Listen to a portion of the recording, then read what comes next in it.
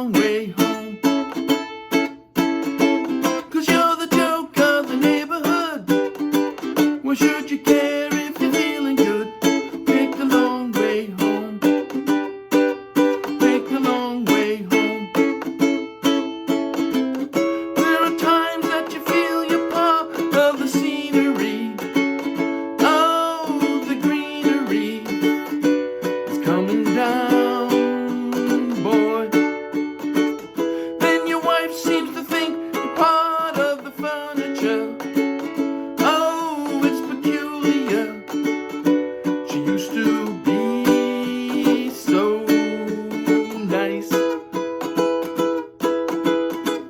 When lonely days turn to lonely nights, you take a trip to the city lights.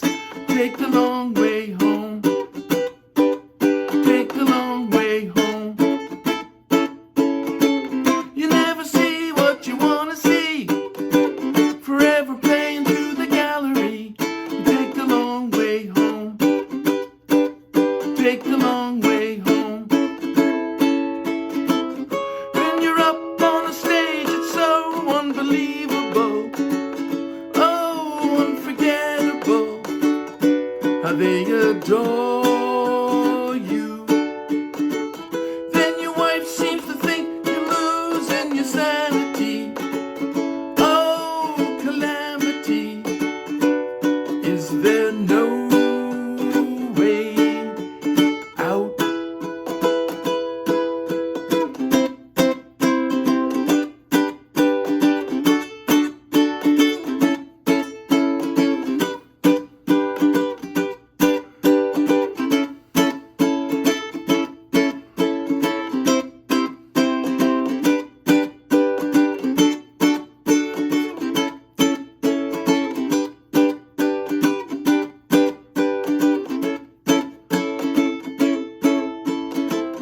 Does it feel that your life's become a catastrophe? Oh, it has to be for you to grow, boy. When you look through the years, see what you could have been. Oh, what you might have been if you had had more time. So when the day comes to settle down, who's to blame if you're not around? Took the long way home. You took the long way home. You took the long way home. You took the long way home. You took the long way home. You took the long way home. You took the long way home. You took the long way home.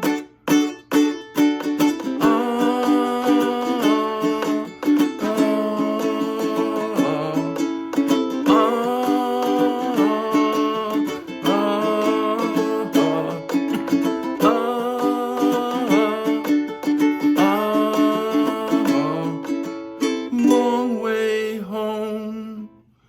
Long way home. Long way home. Long way home. Long way home.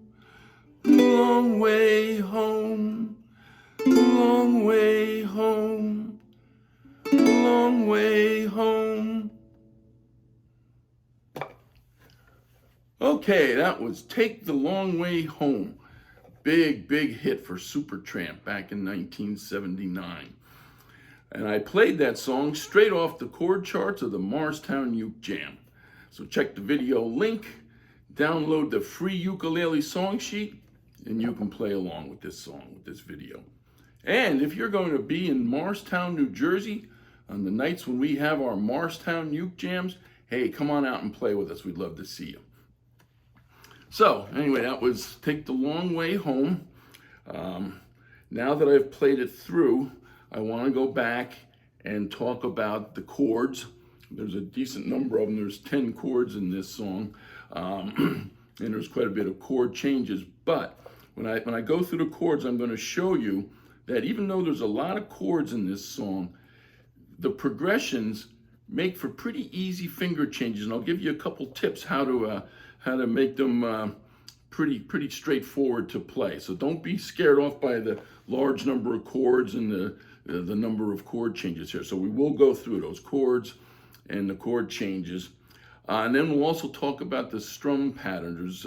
The song sort of gets broken up into two different styles of strumming, and I'll go through those for you. So let's start with the chords. Like I said, there's quite a few of them, but let's start. The first chord that shows up doesn't need much explanation. C chord, 0, 0, 0, 3. Next chord that shows up, another familiar one. G, 0, 2, 3, 2.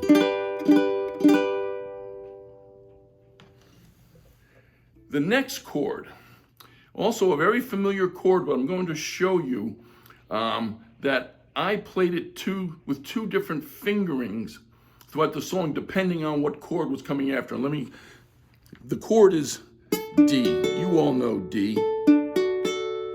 2, 2, 2, 0. Now, for reasons that I'm about to explain, there are times in this song when I played it just like I'm showing here. Index finger, middle finger, ring finger.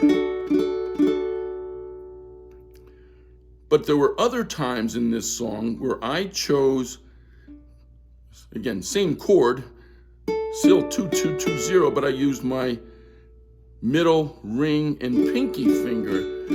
And the reason I did that is that it depends on what chord was following the D chord. Throughout the song, when you do, so you think you're a Romeo, playing a part in a picture show, where the D chord was followed by an A. And by the way, that's the next chord we're going to talk about, 2, 1, 0, 0. But when the D was followed by the I just played it the regular way. Index finger, middle finger, ring finger. There are other times in this song when the D chord is followed by a B minor seventh.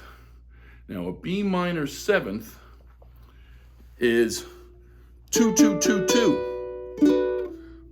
Or it could be done this way.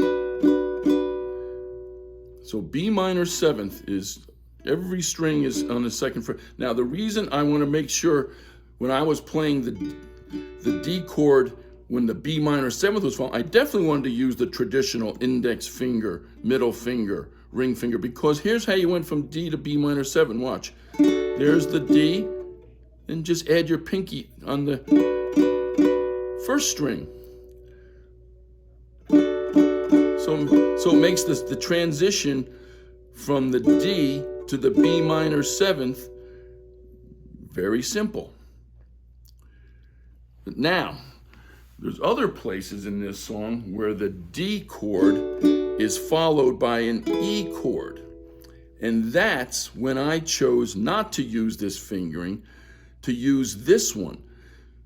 Middle finger, ring finger, pinky. And the reason is when you've got it fingered like this, going from a D to an E is pretty easy. Watch, here's a D, and all you have to do is slide that up and add your index finger here, and you've got your E. You know, you're probably familiar with the E chord. To a lot of ukulele players, it's not their favorite. But if you're coming from a D to an E, and if you use this fingering, middle, ring, pinky, it's pretty easy. Most of the work is already done. These three fingers are already in place. You just need to bring them up and add that index finger, and there's your E. So that's why I used different fingerings to play that D chord in the song, depending on what was following it.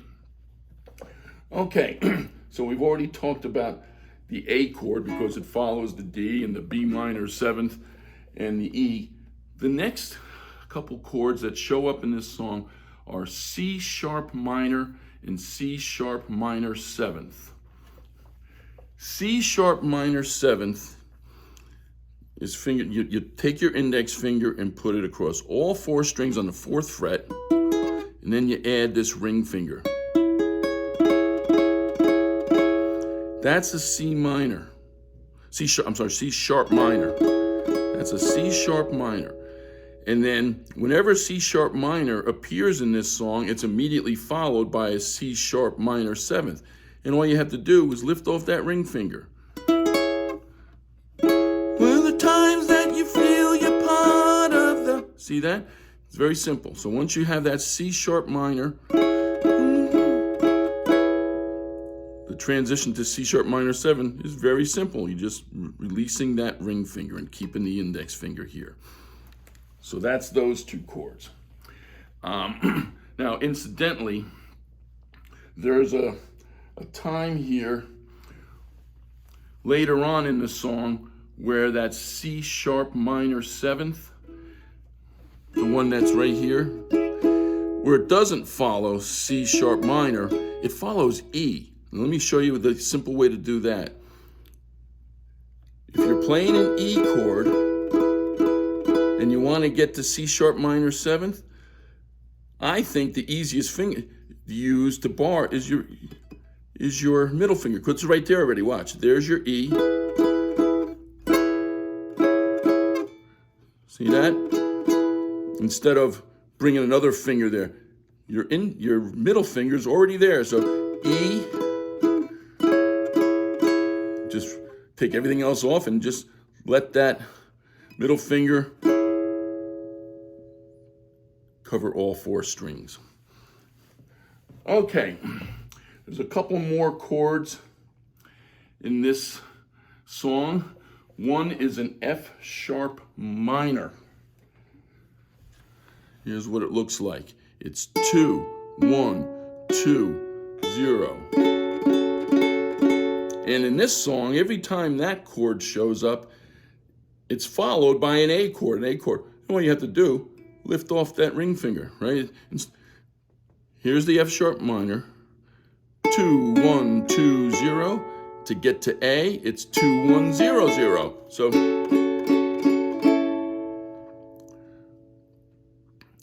okay, let me just show you that sequence. When the C minor, the C sharp minor 7th, the F sharp minor, and the A all come. But the times that you feel you're part of the scenery, oh, the greenery.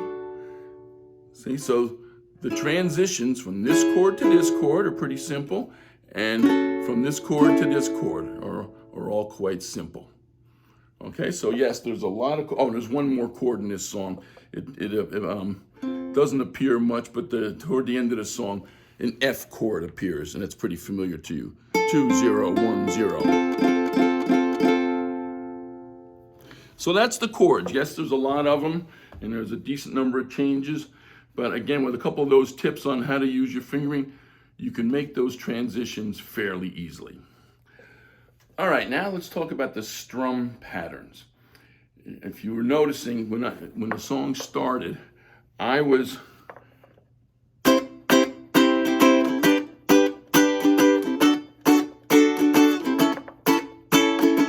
very, I'm sorry, my ukulele's rattling. Let me get another one.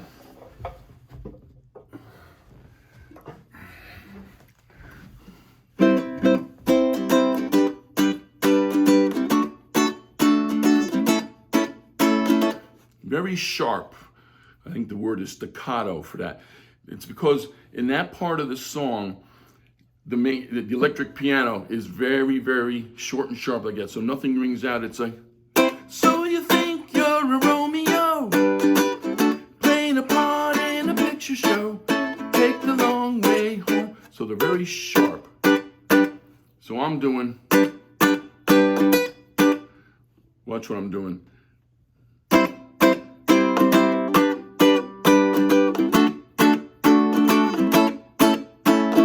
So I'm doing, watch my right hand, downstrokes for sure. Then, so it's down, down, down, up, down, down, down, down, up, down, with a very sharp attack, if you will, on the strings.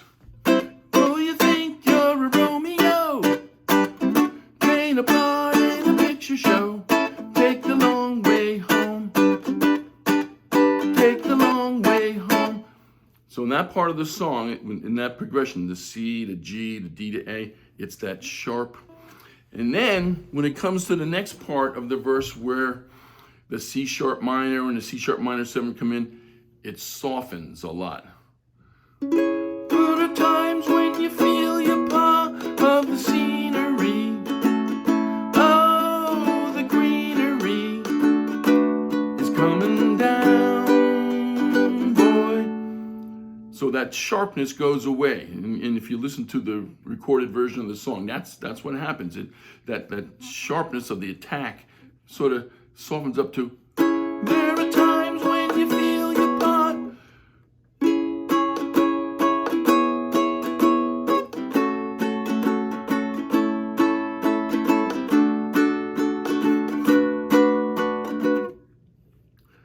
I'm hearing in my head, 1, 2, 1, 2, 3. 2, 1, 2, 3, 1, 2, 1, 2, 3, 1, 2, 1, 2, 3. And there I'm doing a down, down, down, up.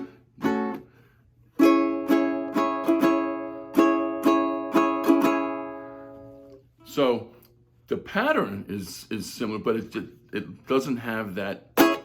You don't do that during that part of the song. There are times that you feel you. No, you don't need that sharp attack during that other part of the song.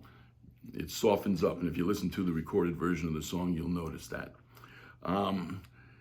That is pretty much what there is to take the long way home. Again, a lot of chords, but again, if you use proper fingerings, are not really tough transitions from one chord to the next, and the strum pattern isn't difficult. There's just two different styles, if you will. The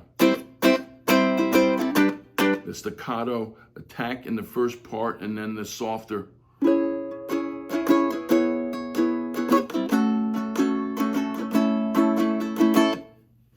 So that's it for that song, and I hope you enjoy playing it.